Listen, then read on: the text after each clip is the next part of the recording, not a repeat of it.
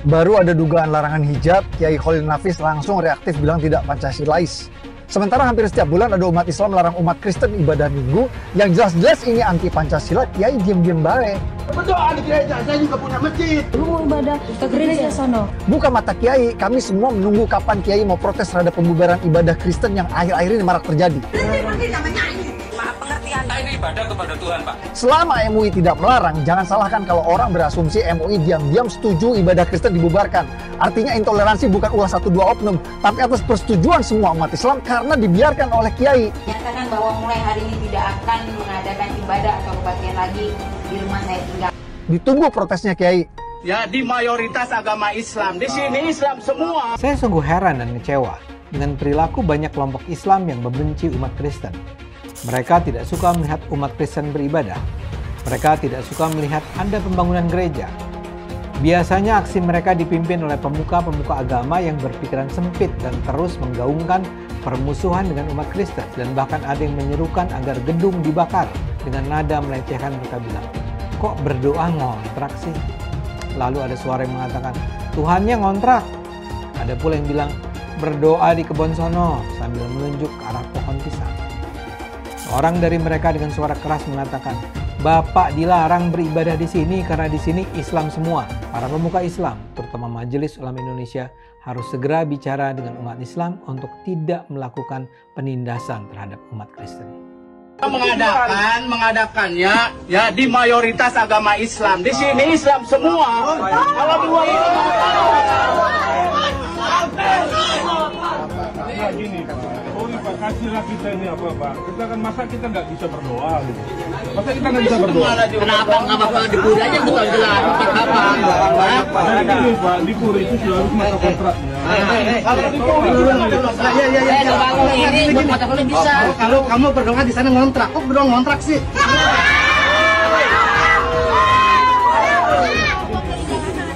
Jadi begini. Apa tuh tadi uang jalanan lo? Baik. Monyet tuh. Uang jalan. Apa yang habis tuh? Sampai itu uang.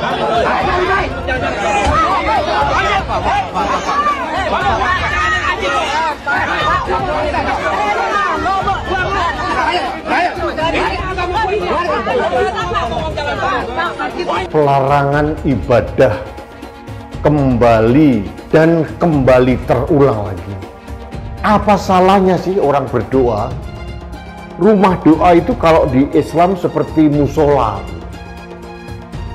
Kita sering sekali berdoa di musola, bahkan sholat Jumat di pelataran, di parkiran, di gedung apapun, bebas kita. Bahkan kadang-kadang tidak di masjid, kadang-kadang mengkooptasi jalan, tempat parkir. Umat Islam juga sering kok berdoa bukan di masjid. Kita mengadakan acara di rumah, acara kadang-kadang menutup jalan. Apa nggak malu kalau kita dikembalikan seperti itu? Saya berulang kali mengatakan bahwa cabut SKB 2 Menteri.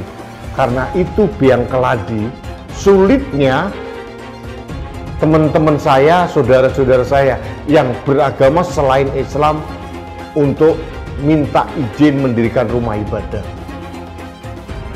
Tapi sampai detik ini, sampai 10 tahun pemerintahan Pak Jokowi hanya janji dan janji melulu dan tidak pernah ditepati. Termasuk Menteri Agama yang sekarang. Aku sendiri udah biasa kena rasis sejak dari kecil di Indonesia. Kok bisa? Kebetulan ini langsung ada contohnya dari Bang Tiar Nasution yang ngirim pesan cinta ke aku. Gak usah banyak cincong lah Cina, terserah mahasiswa. Lo gak usah setir-setir mahasiswa Indonesia. Tapi jujur dirasisin model kayak gini aku udah biasa sih. Yang paling aku inget, dulu pas masih kecil di kampung, aku sering banget diteriakin, oi kinokolop, kinokolop. Kolop itu kalau dalam bahasa Jawa, maksudnya anunya belum disunat. Saking jengkelnya, pengen rasanya aku kejar bocah itu dan aku tunjukin, kalau ini loh, aku juga udah disunat. Kadang bingung juga ya, kalau dibilang orang Cina, tapi bahasa ibuku bahasa Jawa. Kalau mengutip Bung Novi Basuki, seorang santri yang mengambil S1 sampai S3-nya di Cina, anti terhadap China di Indonesia ini khususnya masih sangat besar sekali. Buat umat Kristen dimanapun kalian berada, saya sudah sering menyampaikan ini dan saya akan bilang ini sekali lagi. Jika kalian sedang berdoa di rumah atau di ruko, ada Pak RT atau Pak RW atau Pak Kades datang menanyakan izin atau mengatakan peruntukan rumah ini bukan untuk ibadah. Ini adalah intoleransi, pelarangan hak ibadah yang dilindungi undang-undang. Umat Kristen ibadah itu sama dengan umat Islam sholat. Jadi persamaannya dengan sholat, bukan dengan pengajian. Umat Islam sholat di rumah atau di ruko tidak perlu minta izin. Begitu juga umat Kristen ibadah di rumah atau di ruko tidak perlu minta izin siapapun. Ini diatur di SKB 2 Menteri bab 1 pasal 3, ibadah di rumah atau ibadah di ruko tidak perlu pakai izin.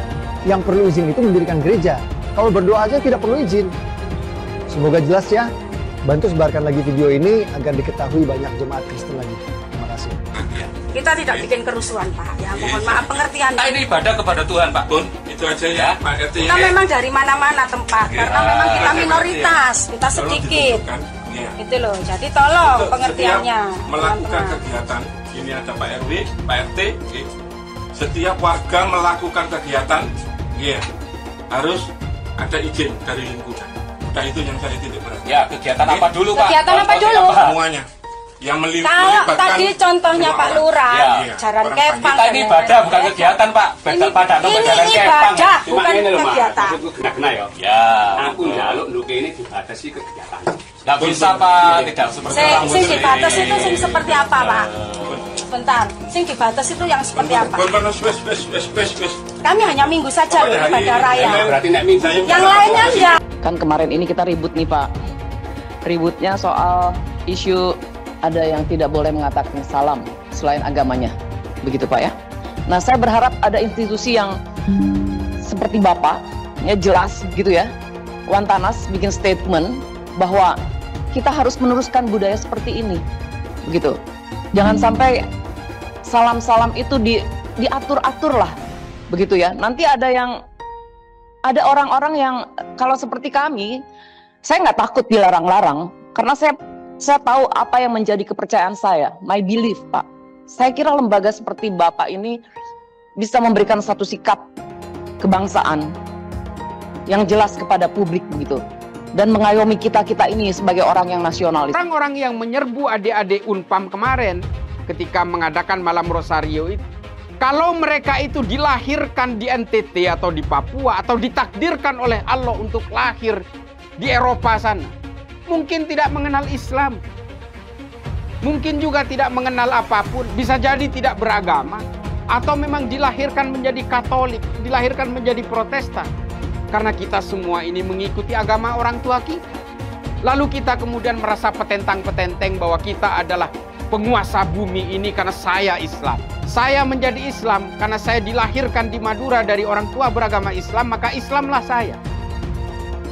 Kalau saya dilahirkan di tempat lain yang dimana di situ tidak ada orang Islam, mungkin saya tidak akan beragama Islam. Jumlah manusia di bumi ini kurang lebih 8 miliar. Orang Islamnya kurang lebih sekitar 2 miliar. Sampai seberapa kuat kita gelisah oleh berbagai perbedaan, sementara yang berbeda dengan umat Islam hari ini kurang lebih sekitar 6 miliar.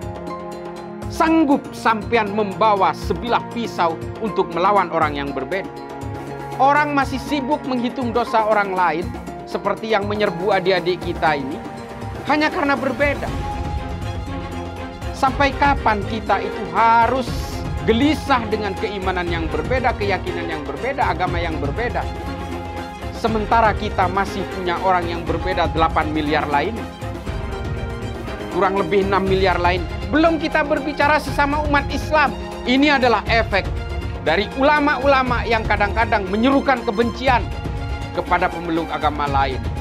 Menyerukan kebencian dan permusuhan kepada orang yang berbeda. Ini adalah ulama-ulama yang tidak wajib untuk diikuti, bahkan haram untuk diikuti. Ini hanya akan semakin membuat jelek wajah Islam dan syiar Islam.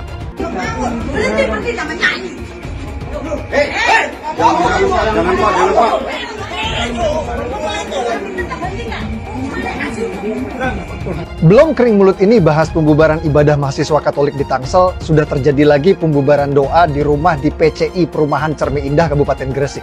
Jemaat lagi doa di rumah, digeruduk warga yang ngamuk minta supaya jemaat berhenti nyanyi-nyanyi. Klarifikasi pengurus RW, katanya di perumahan itu dilarang ibadah di rumah. Pak RW, kenapa yang tidak boleh ibadah di rumah cuma yang Kristen aja? Kenapa yang Islam masih boleh sholat di rumah? Kalau memang dilarang ibadah di rumah, ya yang Muslim juga tidak boleh dong sholat di rumah. Kalau cuma berlaku ke warga Kristen aja, itu namanya diskriminasi SARA dan fobia sama agama Kristen, Pak RW. Yang kayak gini mau protes penindasan Zionis, sementara di negeri sendiri jadi Zionis, nindas ke umat Kristen. Umat Islam boleh ibadah sholat di rumah, tapi umat Kristen tidak boleh ibadah nyanyi di rumah. Ini pemahaman Zionis syariah yang harus kita lawan bersama. Selama belum ada itikat baik dari pemerintah untuk mitigasi fobia Kristen yang semakin menjadi-jadi ini, umat Kristen harus bangkit lawan pemahaman Zionis syariah yang melarang ibadah di rumah. Ibadah di rumah adalah hak yang dilindungi undang-undang. Teman saya ngadain ibadah doa Maria. Terus RT ngomong, RT namanya siapa? namanya Diding. Lu nggak ngargain gue jadi RT di sini. Udah gue bilangin kagak boleh ibadah di sini. Kalau lu mau ibadah ke gereja sono. Kalian berani-beraninya tidak menghargai saya sebagai RT di sini gitu. Mahasiswa-mahasiswi yang sedang melakukan ibadah umat Kristen. Lalu terjadilah pemukulan bahkan pembacokan yang hari ini kami laporkan. Assalamualaikum. Saya mau meluruskan narasi sesat rumah tidak boleh dipakai ibadah dan ibadah itu harus di gereja. Ini narasi sesat dan biadab. Kalau rumah tidak boleh dipakai ibadah, berarti kita umat Islam juga tidak boleh sholat di rumah. Sholat wajib di masjid. Tapi kan faktanya kita umat Islam boleh sholat di rumah. Begitu juga kalian umat Kristen. Ya boleh ibadah di rumah. Boleh ibadah di rumah. Jadi kalau kalian umat Kristen dilarang ibadah di rumah dengan narasi ibadah harus di gereja, itu adalah narasi sesat yang berbau Kristenfobia dan diskriminasi SARA. Lawan. Ayo, galakan ibadah di rumah. Hak beribadah di rumah adalah hak kalian yang dilindungi undang-undang. Hak kalian yang dilindungi undang-undang. Sebarkan lagi video ini, lawan Kristenfobia, lawan diskriminasi SARA. Dengan ini menyatakan menolak pemberian izin, rekomendasi, dan pembangunan sarana ibadah non-muslim di wilayah Sindang Jaya. Terima kasih. Assalamualaikum warahmatullahi wabarakatuh. GKJ Bandung berdiri dari tahun 1926 sampai hari 97 tahun. 97 tahun. Berarti bisa dikatakan GKJ lebih tua daripada kemerdekaan Republik Indonesia. Itu dia. Tapi yang aneh itu, dulu sebelum merdeka bisa mendirikan gereja. Nah setelah merdeka, lah kok susah mendirikan gereja. Setidaknya 200 gereja disegel dan ditolak dalam 10 tahun terakhir. Dan yang terbaru adalah pelarangan kegiatan ibadah yang terjadi di daerah Padang. Dan itu belum termasuk pelarangan kegiatan ibadah yang belum sempat viral ataupun diketahui oleh semua orang. Pertanyaannya, bukankah di Undang-Undang Pasal 29 tahun 1945 mengatur tentang negara yang menjamin kemerdekaan penduduknya untuk memeluk dan beribadat menurut agama dan kepercayaannya masing-masing? Lantas kenapa kami mendapat perlakuan yang berbeda? Dari dulu saya sudah mengingatkan kalau MUI bisa jadi sarang sebenarnya dari kelompok radikal. MUI dengan segala kelebihannya adalah rumah terbaik bagi kelompok radikal untuk menguasai dan mengkapitalisasi umat muslim di Indonesia. Inilah kelicikan yang membawa nama agama. Setiap tahun ada saja kontroversi yang mereka keluarkan yang tidak membawa kesejukan dalam bernegara. Saya sendiri nggak tahu gunanya MUI itu apa. Ngeri memang MUI ini. Dengan label ulama, mereka menguasai penuh fatwa untuk umat Islam di Indonesia. Selain itu, selama bertahun-tahun mereka menguasai sertifikat halal di Indonesia dengan konsumen jutaan produk dan dananya tidak teraudit. Halo para elit MUI, jangan kira kalian bisa berlindung di balik label ulama. MUI pada dasarnya adalah sebuah LSM. Walaupun tidak memiliki otoritas yang resmi, sayangnya MUI kelihatan abai dalam hal menjaga keharmonisan hubungan antar umat atau antar aliran. Sering terdengar berbagai bentuk penolakan dan kekerasan dilakukan terhadap hak beribadah umat Kristen. Walaupun bukan sebuah lembaga negara atau otoritas resmi, MUI ini adalah lembaga yang didengar pendapatnya oleh umat Islam. Karena itu, salah satu pihak yang seharusnya berperan untuk menghentikan aksi-aksi semacam ini adalah MUI. Tantangan terbesar yang harus dihadapi MUI saat ini adalah kelompok-kelompok yang tidak toleran atau bahkan kelompok-kelompok radikal. Saya lihat perhatiin sikap MUI ini semua Setiap ada membuat fatwa itu yang tidak menyenangkan, yang ingin buat gaduh. Sepertinya Anda nih bermusuhan sekali dengan yang namanya non-muslim. Yaitu seperti Anda memandang selain Islam itu kafir. Ini lembaga apa ini, MUI ini lama-lama saya lihat. Apa sih MUI? MUI itu bukan apa-apa buat negara ini. Ada dan tidak ada MUI itu nggak menambah sebetulnya. Justru keberadaan MUI ini membuat masalah. MUI itu cuma sebatas ormas kok. Ini semua muslim loh, mayoritas ini yang menolak MUI, termasuk saya menolak MUI. Justru Anda membuat onar. Rakyat se-Indonesia termasuk saya ingin MUI dibubarkan.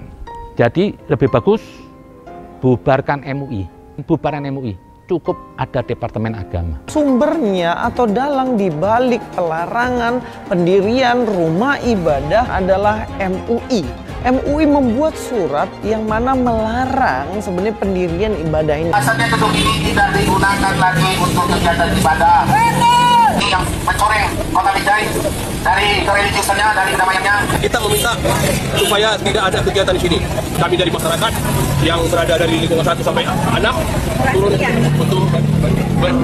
untuk dilarang beraktivitas seperti itu. Jadi kalau misalkan Anda tahu, tadi kan kami dengar. Kami dengar di bawah. Memang kita nyanyi, kami cuma berdoa, kami berdoa aja, cuma 12 orang. Iya, cuma kan izinnya itu. Poin penting di SKB 2 Menteri ini yang perlu kita ketahui bersama. Pada bab 1 pasal 3 dari aturan SKB 2 Menteri disebutkan, rumah ibadat adalah bangunan yang memiliki ciri-ciri tertentu yang khusus dipergunakan untuk beribadat, tidak termasuk tempat ibadat keluarga. Poin pentingnya adalah tempat ibadat keluarga tidak perlu pakai izin.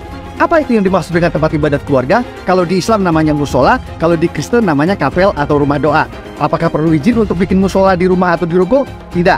Begitu juga untuk bikin kapel di rumah atau di ruko, tidak perlu minta izin. Jadi umat Kristen ibadah di rumah atau di ruko tidak perlu minta izin. Saya ulang, tidak perlu minta izin. Banyak Pak Pendeta dan jamaat tidak tahu pengecualian ini, sehingga mereka pasrah saat ada yang datang membubarkan. Ibadah di rumah dan di ruko sama seperti umat Islam sholat jamaah di musola rumah atau di musola ruko. Dibolehkan oleh SKB 2 Menteri dan tidak perlu minta izin pada siapapun. Jadi tolong pahami pengecualian ini dan jangan lagi mau dibubarkan. Kita mau jujur, SKB 2 Menteri hanya berlaku bagi kaum minoritas saja. SKB 2 Menteri seringkali digunakan menjadi instrumen atau alat untuk menggebuk kaum minoritas, mengancam kebebasan beribadah. Mirisnya tidak terlihat semangat dan kesungguh-sungguhan dari Kementerian Agama dan pemerintah Indonesia untuk merevisi SKB 2 Menteri ini. Itu sebabnya saya mau mengajak melalui video ini, sama-sama kita berjuang untuk menegakkan konstitusi dengan tujuan utama merevisi kembali SKB 2 Menteri ini. Ya, saya tidak mau suatu saat anak-anak saya ketika tumbuh dewasa masih harus berjuang untuk kebebasan beragama. Mari sama-sama bergandengan tangan, berjuang untuk merevisi SKB 2 Menteri ini sehingga Indonesia menjadi rumah yang nyaman bagi semua golongan dan semua agama. Sebenarnya penegakan hukum di Indonesia ini untuk orang-orang intoleran itu sudah bagus, asal jangan pernah berpikir kalian minoritas. Kalau kalian tidak melaporkan, bagaimana bisa diproses? Nunggu sejuta umat bersuara menyuarakan itu, tapi cuma komentar, tindakannya nggak ada. Bilangnya apa? Kita cuma minoritas. Itulah karena kalian tidak nasionalis, makanya kalian itu mengecilkan diri kalian sendiri. Kita ini punya hak yang sama di Indonesia, ya. Semua yang beragama itu mempunyai hak beribadah. Sejauh ini, cuma teman-teman dari Dharmapala loh yang berani menuntut keadilan, bukan karena mereka minoritas, tapi karena mereka punya hak yang sama sebagai warga negara Indonesia. Apakah dalam prosesnya teman-teman Dharmapala itu lancar-lancar saja? Tidak. Kasusnya pernah ditolak dengan alasan laporannya sudah ada atau sudah ada yang melaporkan. Tapi mereka terus kawal, terus kekeh. Akhirnya mantan Menteri Roy Suryo bisa dimasukkan ke penjara atas dasar penghinaan terhadap lambang-lambang agama. Apalagi ini yang menyetop orang beribadah, bukan siapa-siapa pula. Terus kenapa alasannya kalian tidak mau bersuara? Kalian tidak mau melakukan, kalian tidak mau melaporkan. Kenapa? Bersatu, berbuat. Jangan cuma diam. Mengenai kebebasan beribadah dan kebebasan beragama. Beragama Kristen, Katolik, Hindu, Konghucu, hati-hati, ini memiliki hak yang sama dalam beribadah. Beragama dan beribadah itu dijamin oleh konstitusi kita. dijamin oleh Undang-Undang Dasar 1945, Pasal 29 Ayat 2. Dandim, Kapolres, Kapolda, Pangdam harus ngerti ini. Jari, Kejati, FKUB misalnya, maka tidak memperbolehkan membangun tempat ibadah. Hati-hati loh, konstitusi tidak boleh kalah dengan kesepakatan. Karena saya lihat masih terjadi. Kadang-kadang saya berpikir, sesusah itukah orang yang akan beribadah? Sedih kalau kita mendengar. Bagaimana dalam agama Islam seorang muslim karena jabatannya dia memberi izin berdirinya rumah ibadah seperti kelenteng, gereja, dia dapat dosa jariah mengalir terus sampai hari kiamat. Setiap berbunyi teng teng, bisa dibelangkung malaikat, teng kelompang, teng kelompang, teng kelompang, teng kelompang. Rasakanlah tuh, rasakan. Pancasila Soekarno, ketuhanan ada di pantat. Anak Tuhan dari mana? Kalau Yesus anak Tuhan, bidangnya siapa? Besok di seluruh wilayah Indonesia kami katakan dalam Karena di salib itu ada jin kafir. Karena di salib itu ada jin kafir. Karena di salib itu ada jin kafir. Haleluya. Kepalanya ke kiri apa ke kanan? Kepalanya ke kiri apa ke kanan? Tetap percaya salib itu lambang mulia, bukan jin. Kok ketawa? Aku nggak nyindir siapa-siapa. Hai teman-teman, tahun ini adalah tahun yang bagus untuk trading di market kripto, terutama Bitcoin dan kripto lainnya. Teman-teman bisa gunakan kesempatan ini untuk mencari cuan dengan trading di market kripto. Untuk trading, teman-teman cukup registrasi dengan menggunakan link di kolom deskripsi, lalu deposit, tentukan apa yang ingin kalian tradingkan, lalu tekan tombol buy. Sesimpel itu. Untuk minimal deposit, cuman Rp400.000 saja. Kita tidak dikenakan fee sama sekali. Saat ini lagi ada promo spesial. Welcome bonus buat kamu yang register dan deposit. Teman-teman akan dapatkan 100% dari jumlah deposit pertama. Contohnya teman-teman deposit 1 juta, maka akan menjadi 2 juta. Karena welcome bonus 100% dari jumlah depositnya. Jika ada pertanyaan, teman-teman bisa hubungi WhatsApp di kolom deskripsi. Saya juga mau mengajak teman-teman untuk bergabung di komunitas trading yang ada di kolom deskripsi. Di sana saya akan memberikan sinyal trading yang bisa teman-teman ikuti. Seperti biasa, kalau kamu suka dengan video ini, jangan lupa komen, klik like, dan subscribe. Badan Pembinaan Ideologi Pancasila (BPIP) bikin blunder. Mereka beberapa hari yang lalu tiba-tiba saja menetapkan bahwa anggota Paskibraka Putri harus melepas jilbab di saat upacara kenegaraan pengibaran bendera 17 Agustus di Ibu Kota Nusantara. Protes pun berdatangan. Sekretaris Umum PP Muhammadiyah Abdul Mu'ti menyatakan seharusnya tak ada larangan bagi perempuan untuk memakai jilbab. Mu'ti menyebut larangan itu sebagai model pemaksaan. Anggota DPR dari fraksi PKS Mardani Alisera menyebut BPIP dungu karena mengeluarkan aturan itu. Wakil Ketua DPR Muhaimin Iskandar alias Caimin bahkan meminta Kepala BPIP Yudian Wahyudi dicopot. Caimin menilai ada ketidakwarasan di balik aturan itu. Menurutnya aturan Paskibraka tak pakai hijab justru menimbulkan radikalisme baru. Ketua Majelis Ulama Indonesia bidang dakwah Holil Nafis mendesak agar larangan itu dihapus. Menurutnya larangan itu tidak Pancasilais.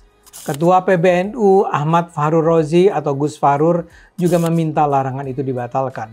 Menurutnya kebebasan beragama mutlak harus dihormati semua pihak. Ketua BPIP Yudian Wahyudi semula membantah bahwa ia memaksa para anggota Paskibraka untuk melepaskan jilbab secara permanen. BPIP hanya meminta mereka tidak menggunakan jilbab saat pengukuhan dan pengibaran bendera merah putih pada upacara kenegaraan. Tapi belakangan BPIP memutuskan untuk mengeluarkan keputusan bahwa sebagaimana tahun-tahun lalu anggota Paskibraka Putri diizinkan untuk mengenakan jilbab saat upacara bendera. Yudian ini bukan orang sembarangan. Dia adalah rektor Universitas Islam Nasional Kalijaga. Dia juga merupakan guru besar Fakultas Syariah dan Hukum di universitas tersebut. Jadi kalau sekarang dia menganggap jilbab tidak perlu dikenakan para anggota Paskibraka, apakah itu tidak menunjukkan pada kita bahwa aturan tentang jilbab memang bukanlah sebuah kewajiban dalam Islam. Selesaikah persoalan? Saya tidak tahu apakah mereka yang menuntut Yudian untuk mundur masih meminta pemerintah memenuhi permintaan itu. Tapi dalam pandangan saya, keputusan Yudian ini layak sekali untuk dibicarakan secara serius.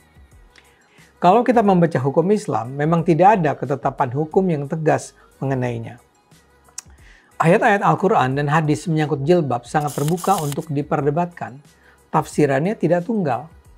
Tidak ada sedikit pun ketegangan di antara mereka yang berjilbab dan yang tidak berjilbab. Jilbab bagi kami adalah sebuah pilihan yang tak perlu diperselisihkan. Saya sendiri beragama Islam dan saya termasuk dalam golongan Muslim yang tidak menganggap jilbab adalah sebuah kewajiban.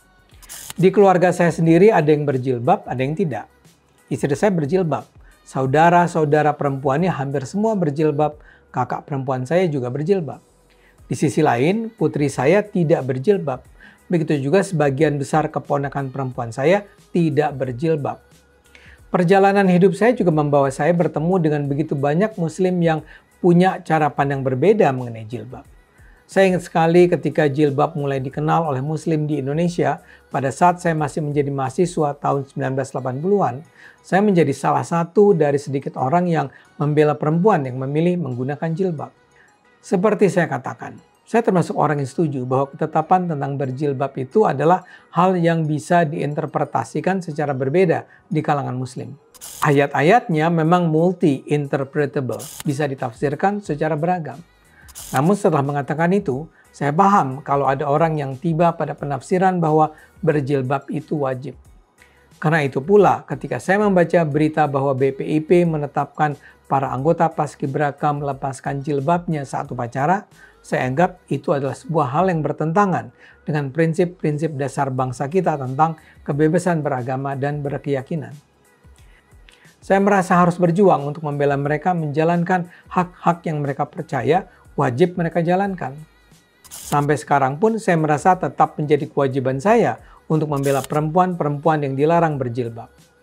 Karena itu ketika saya beberapa minggu yang lalu membaca berita bahwa di Perancis ada larangan bagi atlet perempuan berjilbab dalam Olimpiade, saya rasa itu adalah kebijakan yang bertentangan dengan hak-hak asasi manusia. Yang saya tolak adalah kalau kemudian ada pihak-pihak yang karena merasa bahwa berjilbab itu wajib, malah memaksa orang untuk juga berjilbab. Di dunia hal semacam ini terjadi misalnya di Iran dan Afghanistan. Di dua negara itu berjilbab adalah wajib. Ada ketetapan hukum nasional sehingga kalau Anda tidak berjilbab, Anda akan mengalami sanksi serius. Kalau ini saya termasuk yang tidak setuju. Saya rasa kita semua harus bersama membela hak-hak perempuan untuk tidak berjilbab. Sekarang kembali ke soal BPIP dan jilbab. Saya rasa keputusan untuk melarang jilbab bagi anggota Paskibraka lahir dari keterbukaan interpretasi yang dimiliki sang ketua BPIP. Tapi dalam pandangan saya, keterbukaan itu sebaiknya tidak diwujudkan dalam bentuk larangan berjilbab. Di Indonesia di sejumlah daerah hal serupa juga diberlakukan. Misalnya saja di Aceh, perempuan wajib berjilbab di ruang publik. Di Sumatera Barat, murid perempuan wajib berjilbab di sekolah negeri. Kalau ini saya tentu juga tidak setuju. Saya juga merasa bahwa hak-hak perempuan untuk tidak berjilbab harus dihormati. Sebuah kampanye tentang ketidakwajiban jilbab mungkin lebih perlu dilakukan BPIP secara terbuka dan luas. Kita perlu mengajak bangsa ini untuk lebih bisa menerima keragaman tafsir dan keragaman cara pandang dalam beragama. Berjilbab oke, tidak berjilbab juga oke. Masalah intoleransi semakin tak terbendung. Lebih dari 200 gereja ditutup secara paksa 10 tahun belakangan. Yang paling mencolok adalah kasus intoleransi 3 tahun terakhir ini. Banyak sekali kasus pembubaran rumah ibadah akhir-akhir ini. Itu yang viral. Bagaimana yang tidak viral? Tentu lebih banyak lagi. Alasan pembubaran selalu menggunakan alasan izin. Dan selalu FKUB tidak memberikan izin. Jika tidak perlu lagi rekomendasi daripada FKUB, maka ini akan membantu umat minoritas. Sebetulnya tidak usah memakai alasan izin karena puluhan ribu musola di Jawa Barat dibangun tanpa menggunakan izin. Itu di Jawa Barat saja, gimana di seluruh Indonesia? mungkin ada ratusan ribu hingga jutaan masjid di Indonesia yang tidak mempunyai izin. Jadi jelas kalau kita membandingkan masalah izin, terjadi ketidakadilan. Seperti yang kita ketahui, banyak sekali musola tidak mempunyai izin. Umat mayoritas bisa membangun rumah ibadah tanpa menggunakan izin. Adapun SKB 2 Menteri, bab 1 pasal 3, orang Kristen yang mau bikin rumah-rumah doa di rumah atau di ruko, sebetulnya tidak perlu meminta izin. Dan juga dalam SKB 2 Menteri, pasal 13 dan pasal 14, peraturan bersama Menteri Agama dan Menteri Dalam Negeri, nomor 9 dan nomor 8 tahun 2006, mengamanatkan kepala daerah untuk memberikan izin, sementara sebagai bentuk fasilitasi negara dalam mencarikan solusi pendirian rumah ibadah. Jadi dalam SKB 2 Menteri, sebetulnya kepala daerah harus memfasilitasi dalam memberikan perizinan pendirian rumah ibadah.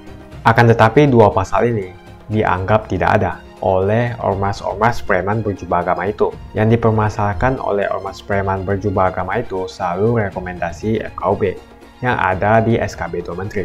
Semoga rekomendasi FKUB yang ada di SKB 2 Menteri bisa dihilangkan. Menurut saya, selama SKB 2 Menteri tentang rekomendasi FKUB tidak direvisi, maka masalah-masalah penolakan rumah ibadah agama lain di tempat-tempat lain di seluruh Indonesia akan terus terjadi. Konstitusi jelas memberikan jaminan perlindungan negara kepada orang untuk beragama dan melaksanakan ibadah sesuai dengan kepercayaan dan agamanya.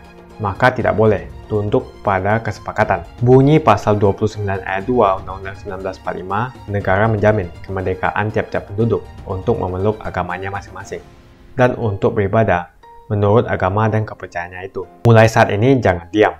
Bila rumah ibadahmu dibubarkan, kita sudah punya undang-undang yang melindungi. Bukan hanya itu, SKB 2 Menteri juga sebetulnya melindungi umat minoritas. Jadi ayo bantu sebarkan video ini supaya semakin banyak yang mengetahui tentang hal ini. Menurut saya, pemerintah pusat harus terus berkomunikasi dengan para pemuka agama atau penceramah agama yang selama ini masih merasa dan percaya bahwa kehadiran gereja adalah hal yang harus ditolak.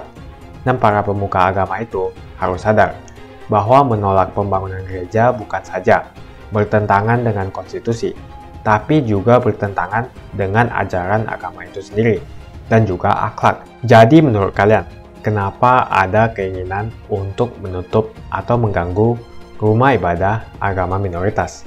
Apa alasannya? Tuliskan menurut kalian apa alasannya, dan kita akan bahas di video selanjutnya. Jika kalian suka dengan pembahasan saya tentang perizinan rumah ibadah, pastikan Anda semua menekan like di video ini.